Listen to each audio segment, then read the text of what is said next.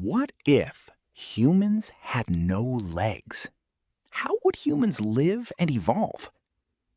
Imagine waking up tomorrow and every single human being on Earth has no legs. Not paralyzed, not missing them from injury, just gone, never existed. And the entire human body, human society, and human history had to rebuild itself around that single fact. Here is where it gets genuinely strange. You might think this is simple. People would just use wheelchairs or crawl. Done. But no, it is so much deeper than that. Because legs did not just move us from place to place. Legs shaped almost everything about how we think, how we build, how we relate to each other, and even how our brains developed. Remove the legs, and you are not just removing a body part. You are pulling a foundational thread out of the entire human story. So let us pull it. The first thing that changes is not physical, it is psychological. Right now, the human brain carries something researchers call upright posture bias. Studies have shown that standing tall, walking confidently, even the simple act of being vertical affects how we feel about ourselves. Posture influences mood. It influences how others perceive us. It even influences how we think. There is a reason we say someone stands up for themselves. There is a reason we describe powerful people as people who stand tall. A legless humanity would not have those phrases. And more importantly, it would not have the emotional wiring behind them. The psychology of self-image, dominance, and social confidence would have developed completely differently.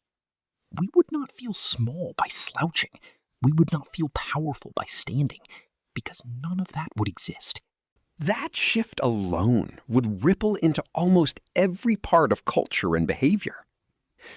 Now, think about cities. Every major city on Earth was designed around walking. Sidewalks, staircases, streets with curbs, doorways at a certain height, counters, tables, traffic lights placed where standing eyes can see them. Every single one of these is a walking assumption baked into stone and steel. Without legs, none of that gets built. Cities would be radically flatter. Not just accessible ramps as an afterthought, but fundamentally horizontal architecture. Buildings would spread outward rather than upward, because vertical movement is only useful if you can walk to the elevator in the first place. Homes would be single level by default. Schools would be wide, open, ground-hugging structures. But here is the part most people miss. Transport would have evolved completely differently, and probably faster. When walking is not an option, there is enormous pressure to invent efficient movement systems early. Ancient legless civilizations would have had far more incentive to develop wheeled technology, river networks, pulley systems. The wheel might have become the single most important invention in history, even earlier than it actually did. There is a genuine argument that a legless humanity could have developed mechanical and vehicular technology centuries ahead of schedule, simply out of pure necessity. Think about agriculture. Almost all early farming relied on walking. Plowing fields on foot, carrying harvests, covering enormous distances of land. Without legs, early humans could not farm the same way. The entire shape of early civilization shifts. What fills the gap? Probably a much heavier reliance on rivers and waterways. Floating rafts, shallow boats, hand-paddled craft. Early legless humans would have likely clustered near water with an intensity we never did. Civilizations would not have sprung up in fertile plains. They would have been almost entirely riverine or coastal. Think of it this way. Venice was considered unusual because it was built on water. In a legless world, Venice would be the default. And living near water continuously would have pushed tool-making and boat building to the absolute center of culture and invention. The maritime tradition that took humanity thousands of years to develop might have been the very first thing we mastered instead. Now, here is a question worth sitting with. How would emotions change? A huge portion of human emotional behavior is tied to physical movement. Running when afraid, jumping when excited, pacing when anxious. Human gesture language in a legless world would be so rich and complex, it would look almost like a different form of intelligence. What about relationships? Right now, a huge amount of how humans establish intimacy is spatial. Two people walking side by side, following someone into a room, choosing to sit close. Physical proximity is one of the oldest signals of trust, affection, and attraction. Without walking, proximity works differently. You do not drift toward someone across a room. You deliberately roll, slide, or reach toward them. Every movement toward another person is more intentional, more visible. That actually has a fascinating implication. In a legless world, personal space might be defined very differently. The accidental closeness that walking creates, bumping into someone at a market, brushing past a stranger, following the same path, most of that disappears. Social encounters become more deliberate by default. Psychologists who study attachment suggest that deliberate, intentional closeness builds different kinds of bonds than incidental closeness. A legless humanity might develop relationships that are less frequent, but more consciously chosen. More intentional connection, fewer casual acquaintances. A social world built more on choice than proximity. That is not necessarily worse, it is just fundamentally different. Now we go deeper, much deeper. Over thousands of years, how does the human body itself change? Evolution does not care about what we wish we had. It only responds to what helps us survive and reproduce. Without the pressure of walking and running, the entire lower half of the human skeleton would gradually become vestigial. The pelvis would narrow dramatically over generations. The hip structure that currently takes up significant width and skeletal mass would shrink. The tailbone, already barely useful, would disappear entirely. But here is where it gets unexpected. The upper body would do the opposite. Arms would become significantly stronger, not just in muscle, but structurally.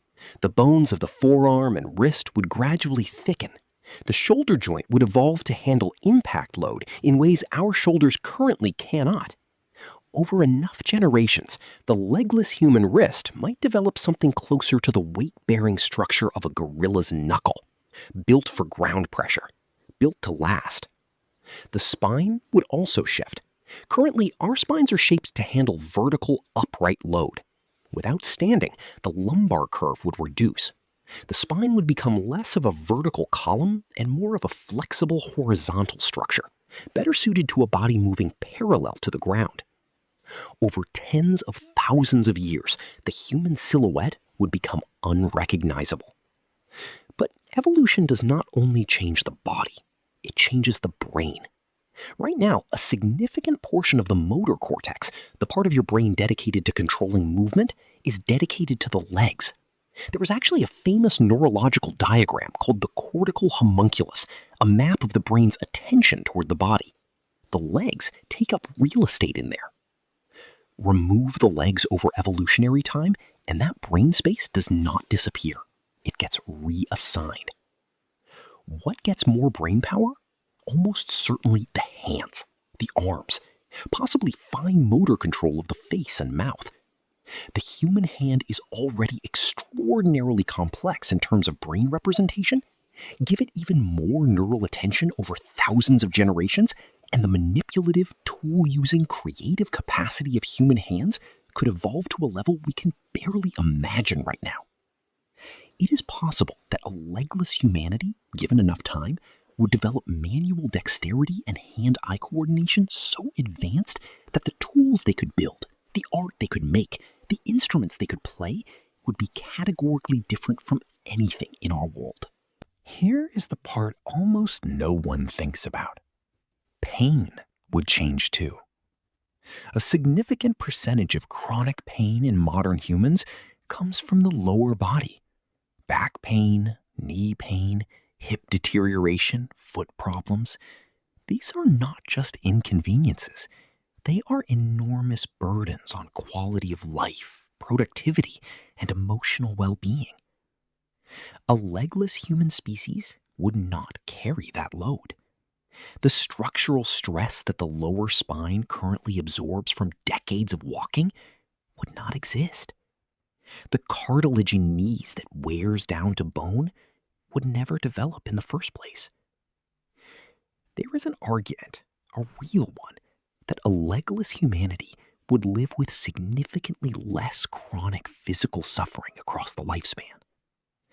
Not less suffering overall, but the particular grinding, aging body pain that haunts so many human lives might largely disappear.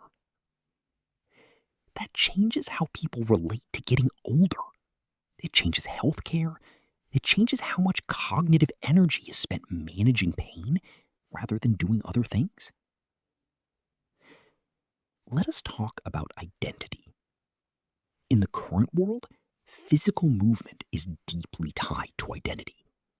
Athletes define themselves through what their bodies can do. Children develop confidence partly through mastering physical skills, running faster, jumping higher, learning to dance. The pride of physical achievement is woven into how humans see themselves. Without legs, that domain of identity still exists. It just looks different. Upper body athletics would be the pinnacle of physical culture. Think of how much cultural weight we give to swimming or gymnastics or martial arts that focus on grappling. Now imagine those were the only forms of physical competition that ever existed. They would carry the same cultural weight that running and football carry today.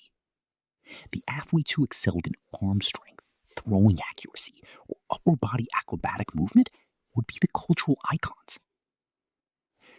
Human culture would look radically different, but the drive to push physical limits, to watch others master their bodies, to admire athletic excellence would be identical. That part of us is not in the legs. It is in the competitive, social, achievement-hungry wiring of the human mind. And that would survive. One more thing worth considering, a strange one. Spirituality. Almost every major religious and spiritual tradition has some relationship with walking. Pilgrimage, walking meditation, the act of kneeling, the symbolic weight of falling to your knees, the imagery of rising up, of standing before something greater. Without legs, none of those traditions exist in that form. But the impulse behind them, the human need to physicalize the spiritual, to use the body as a vehicle for meaning, that does not go away. What fills the space? Possibly something richer in breathwork, in voice, in the movement of arms and the position of hands. Many traditions already place deep significance on hand position during prayer and meditation. In a legless world, that significance would be amplified to the center of spiritual practice. The image of spiritual humility might not be falling to your knees. It might be lowering your hands to the ground, pressing your palms flat to the earth, a full body bow from a body built to move horizontally. Different imagery, same human hunger for meaning. Here is where we land. Legs are not just limbs, they are infrastructure. They are the physical foundation on which almost every aspect of human civilization was constructed. Language, emotion, architecture, spirituality, social bonding, the shape of cities, the pace of technology. Almost none of it is untouched by the simple fact that we stand and walk. But here is the thing. Every single adaptation a legless humanity would make points to the same truth. Humans do not survive because of any specific body part. We survive because we adapt. We invent. We find a way. Take away the legs, and something else gets stronger. Something else gets smarter. The timeline shifts. The culture looks different. The body changes shape over millennia. But the species keeps going. And maybe that is the most interesting thing about this entire thought experiment. It is not really about legs at all. It is about what happens when you strip away something fundamental and watch what rises to replace it. What is essential? What is optional? What is deeper than the body?